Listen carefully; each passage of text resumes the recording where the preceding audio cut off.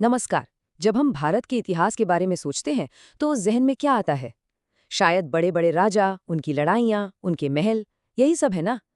पर क्या हो अगर मैं कहूँ कि असली कहानी इनसे कहीं ज्यादा गहरी, पुरानी और विशाल है। आज हम भारत की कहानी को एक बिल्कुल अलग नजरिए से देखेंगे। हम इसे सुनेंगे पहाड़ों की जुबानी।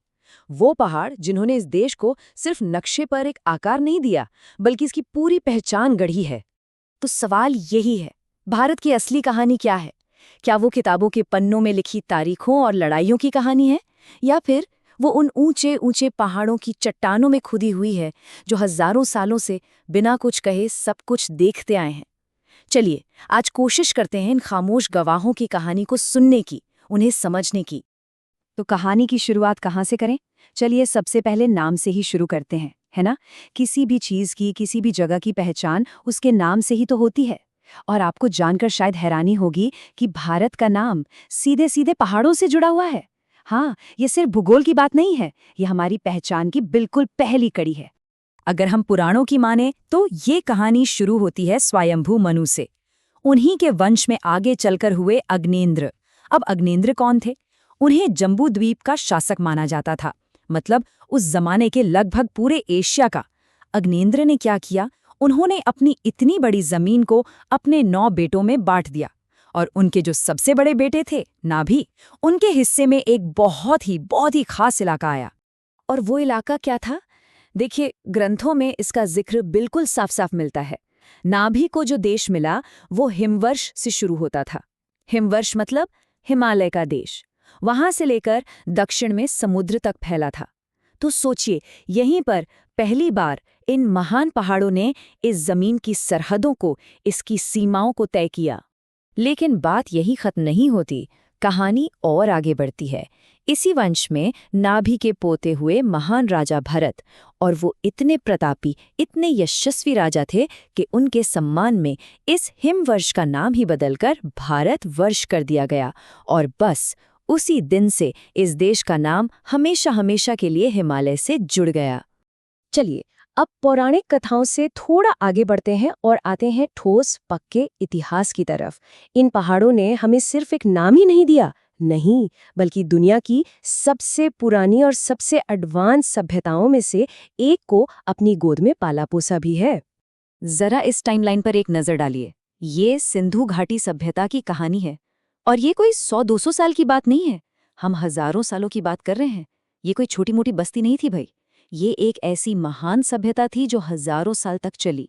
देखिए कैसे इसने नवपाषाण युग से लेकर कांस्य युग तक का एक लंबा सफर तय किया, और इस पूरे समय ये लगातार लगातार विकसित होती रही। तो सवाल उठता है कि आखिर ये सभ्यता पनपी कहाँ? ये फली फूली भारत के उत्तर पश्चिम में, हिंदुकुश की पहाड़ियों की छांव में। एक तरफ तो इन पहाड़ों ने इसे बाहरी दुनिया के खतरों से एक ढाल की तरह बचाया, और दूसरी तरफ इन्हीं पहाड़ों से निकलने वाली नदियों ने इसे जिंदगी दी। तो सच तो ये है कि ये एक माउंटेन सिविलाइजेशन, एक पर्वतीय सभ्यता थी। लेकिन कहानी हमेशा एक जैसी नहीं रहती, है ना? समय बदला, हालात बदले, और वही पहाड़ जो कभी शांति और सभ्यता की गोद हुआ करते थे, वही पहाड़ अब विद्रोह की आग का, आज़ादी की लड़ाई का सबसे बड़ा गढ़, सबसे बड़ा किला बन गए। बात है 19वीं सदी के आखिर की। उस समय ब्रिटिश राज की पकड़ पूरे देश पर मजबूत होती जा रही थी, और तब जंगलों और पहाड़ों में बसने वाले आदिवासी समुदायों ने अपनी जमीन, अपनी संस्कृति, अपनी पहचान को बचाने के लिए अंग्रेजों के खिलाफ विद्रोह का बिगुल फूंक दिया। और इस बड़ी लड़ाई की कमान संभाली एक महान योद्धा ने, बिरसा मुंडा। इस विद्रोह को एक बहुत ही शक्तिशाली नाम दिया गया था, उल गुलान। इसका मतलब होता है महान आंदोलन या द ग्रेट टमल्ट।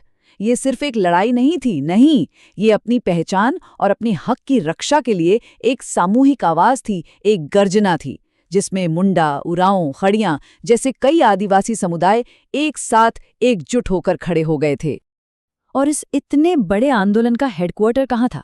कोई बड़ा शहर, कोई आलीशान किला? नहीं, उनका क्रांतिकारी मुख्यालय था डोंबारी की पहाड़ियों के बीच। उन्हीं पहाड़ियों के घने जंगलों को, उनकी गुफाओं को बिरसा मुंडा और उनके साथियों ने अपना घर, अपना मुख्यालय बनाया, जो अंग्रेजों के लिए एक ऐसा किला बन गया जिसे भेदना लगभग नामुमकिन था। पर जनवरी 1900 में अंग्रेजों ने इन्हीं डोंबारी पहाड़ियों पर एक बहुत ही क्रूर हमला किया और सिर्फ एक दिन में 400 से ज्यादा मुंडा योद्धा शहीद हो गए। आज भी वो पहाड़, वहां की मिट्टी उस महान बलिदान की गवाह है। तो हजारों साल की पौराणिक कहानियां, महान सभ्यताएं और फिर खून से लिखी गई विद्रोह की दास्तानें, इन सब के बाद सबसे बड़ा सवाल सामने आकर खड़ा हो गया। सवाल ये था कि इतनी विशाल, इतने अलग-अलग लोगों वाली जमीन को आखिर एक धागे में कैसे पिरोया जाए। इसका जवाब हमें मिला आधुनिक भारत के निर्माण के साथ। सोचिए जरा, आज वो कौन सी चीज है जो इन प्राचीन पहाड़ों की विरासत को, यहाँ रहने वाले करोड़ों अलग-अलग लोगों को और इतिहास की इन सभी विद्रोही कहानियों को एक साथ जोड़ती है? वो कौन सी ताकत है जो हम सबको एक राष्ट्र बनाती है? जवाब है हमारा संविधान। ये सिर्फ कानूनों की एक मोटी किताब नहीं है दोस्तों, ये वो गोंद है जो इस पूरे देश को जोड़ कर रखता है। यही वो दस्तावेज है जो तय करता है कि सरकार और नागरिकों के बीच का रिश्ता कैसा होगा। यही बताता है कि सरकार की हदें क्या हैं और हर एक नागरिक के अधिकार क्या हैं, फिर चाहे वो पहाड़ों की सबसे ऊंची चोटी पर रहता हो या समंदर के किनारे। और हमारा राष्ट्रीय प्रतीक, हमारा नेशनल एम्ब्लम, वो इसी एकता का सबसे बड़ा सिंबल है।